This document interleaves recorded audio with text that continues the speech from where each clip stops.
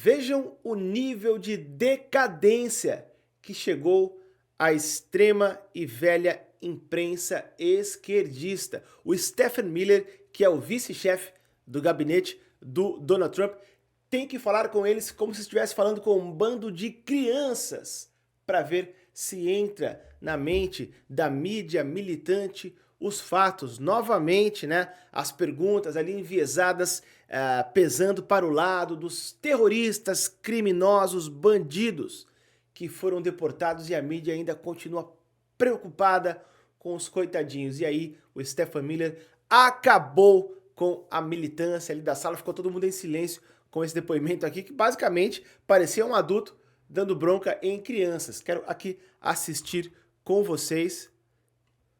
And one on Abrego Garcia, please. The administration is reportedly inquiring about his return. Is that to check a box for compliance, or does President Trump want him back on U.S. soil, or both? So, as Secretary Rubio said yesterday in the cabinet meeting, this administration is not going to publicly discuss the inside details of our foreign policy and negotiations with a foreign country. And in particular, we are not going to allow a district court judge to try to become the Secretary of State. Secretary Rubio is the one who, under his leadership and direction at the State Department, is managing the day-to-day relationship with El Salvador.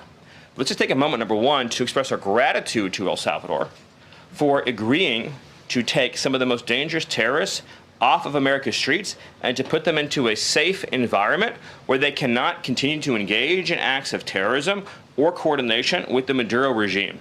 You may have seen recently an FBI assessment that was unclassified that said that the Maduro regime is using and planning to use trained Aragua terrorists to carry out assassination plots on American soil.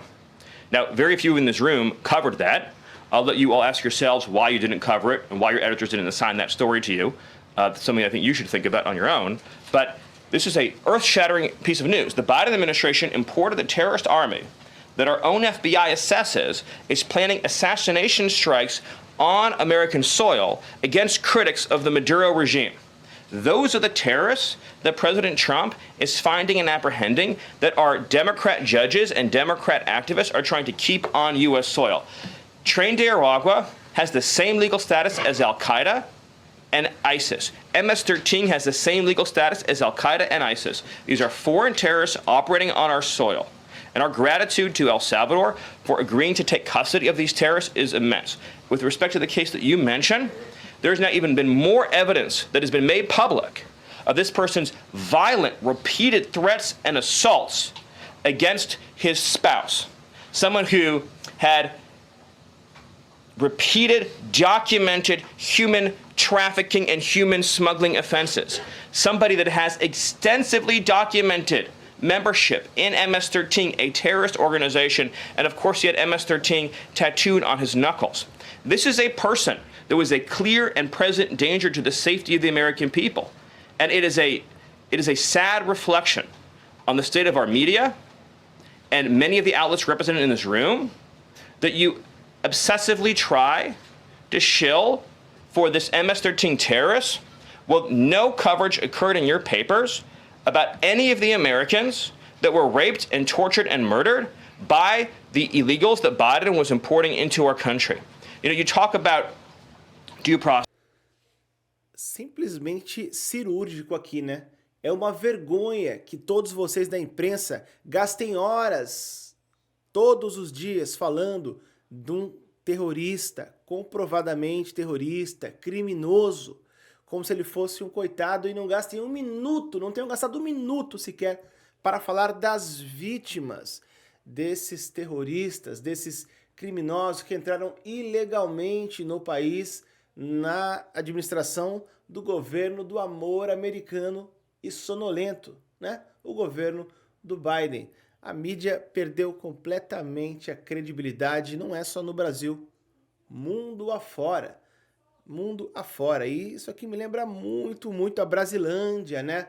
Escândalo de corrupção, escândalos de corrupção voltando à tona no governo do Lula, coisa que tinha, né, dado uma maquetada, foi só voltar o governo do amor que voltou tudo de novo.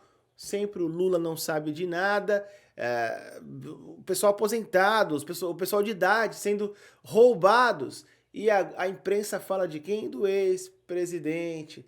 A imprensa fala de notificação sendo entregue na UTI. É isso que importa. A imprensa, eles pensam que fazem o que eles querem. A imprensa joga a narrativa que eles querem. É extremamente importante para o povo brasileiro saber desse esquema, desse rombo, dessa corrupção e todo mundo envolvido na corrupção do INSS. O pessoal de idade foi surrupiado aí, mas para a mídia não.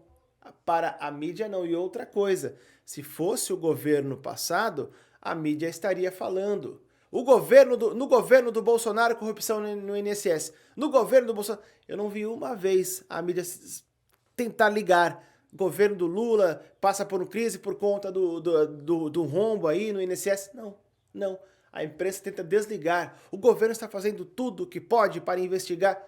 Coisa nenhuma. A mídia pesa a mão sempre para um lado. Se fosse o governo anterior, era o dia inteiro e começaria todas as manchetes da mídia esquerdista assim. O esquema de corrupção no INSS no governo do Bolsonaro começaria assim. Eu não vi a imprensa falar esquema de corrupção no governo do esquema de corrupção no INSS no governo do Lula. Tem que ser assim a matéria. Graças a Deus que o povo não é mais bobo e não depende dessa bosta que se tornou a velha imprensa esquerdista. Não é só no Brasil, é no mundo, né? Eu fico por aqui, obrigado quem ficou até o final. Deixa o like rapidinho, tá? O like é importante. O like ajuda muito aí a continuação do nosso trabalho. Tamo junto, valeu.